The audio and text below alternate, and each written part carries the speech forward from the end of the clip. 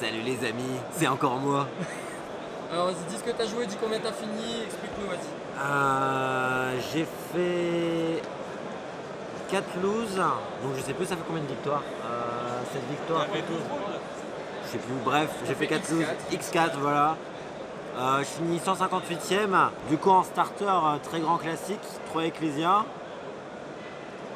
3 Nadir, 3 fois la magie rituelle. En package rituel, x2 celle qui envoie le plus extrait deck au cimetière car elle est plus agressive. Une fois celle qui respecte du cimetière et les 3 rituels en un exemplaire. En Dogmatica, je joue 2 fleurs de lys. C'est un peu bricky mais j'aime beaucoup fleurs de lys pour le go second. Et un Maximus. Après dans le package Branded, je joue 3 fusions du marqué avec un Alubert où Alubert va chercher la fusion du marqué pour en avoir 4. Ok. Je joue 2 Albaz. De base, j'en joue un, mais avec Runic, j'en joue 2.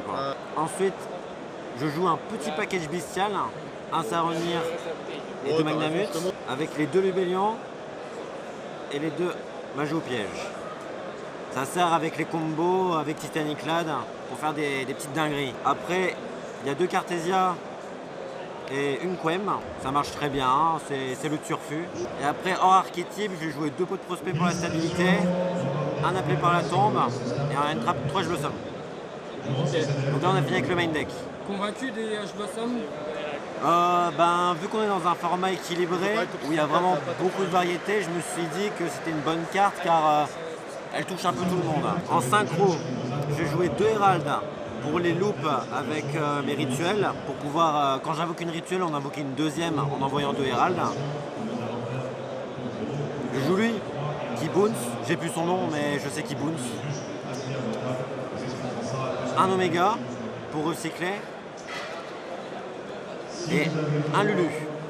Après en fusion, je vais jouer des trucs très classiques, un Albion, un Titanic Lad, un Mirror Jade, un Brigand et le Bébou. Oh le Bébou. Qu'est-ce que tu faisais comme folie avec lui? Alors avec lui, ce que je m'amusais à faire, c'était à invoquer des poupettes avec Nadir ou invoquer mon petit rituel. Parce qu'il lock le joueur qui le contrôle de l'extra deck. Tu peux plus invoquer l'extra deck et en fait tu l'autodétruis avec Entes pour après l'invoquer sur le board adverse. Donc c'est très amusant. Du coup après une grande guignole, mes 2 Entes qui sont juste beaucoup trop importantes, un Garura et après je joue lui en lien qui va me permettre pour mes combos avec Nadir. Comment tu t'en sers de celle-là? Et ben en fait je m'en sers au niveau du side parce que dans le main deck elle me sert pas trop, c'est quand je veux faire mes combos avec Branded in Red que je joue en side quand je suis sûr de go first. Donc là je vais le montrer parce que je vais montrer mon side et je vais expliquer. Ils ont remis Sky Striker, c'était une grave erreur. Voilà, 3 villages secrets. C'est très amusant, village secret, ça marche bien. Bon classique, 3 Heavenly Match. Je vais jouer après 3 Logbird, très grand classique. 2 cosmiques. Et après, je vais jouer mon side quand je suis sûr de go first. Non. Je peux faire tout ça Enfin, je peux en invoquer un des 3 en one card combo. J'active Nadir, je peux le faire. Sérieux? Si Nadir passe. Tu les rends compte quoi, genre? Genre ça c'est quand tu sors de go first, ça c'est dans les match-up Trap. Ouais bah genre... Même pas labyrinthe parce que contre labyrinthe ça sert à rien, mais je me suis dit si j'affronte un stun à la con qui joue des floodgates ça passe bien. Et ça c'est contre unique. Et ça fait quoi ça? L'adversaire peut pas activer de magie rapide. Tu t'en es servi aujourd'hui? Aujourd'hui pas du tout. E2 je m'en suis pas servi. La poupette je l'ai fait 5 fois. 5 fois. Il faut savoir que la combo marche sous Logbird. Je me prends que H et les bestiales et tout ça, mais je me prends pas Logbird. Alors du coup on va commencer par une Nadir. Avec la Nadir on va envoyer justement le lien qui sert à la combo, le Tribrigade, et du coup je vais ajouter Maximus. Je vais ajouter Maximus. Effet de lui, je vais envoyer le Brigand qui va me servir à la fin du tour pour ajouter Albaz. Je vais déclarer Maximus, je vais l'invoquer spécialement en bannissant mon lien parce qu'il est inutile, donc en fait il sert pour le bannissement de Maximus. Je vais déclarer Maximus. À ce moment-là, on va envoyer Albion pour poser Branded in Red et Lulu pour invoquer spécialement Cartesia du deck. À ce moment-là, on déclare fin de tour, on résout les 3 effets.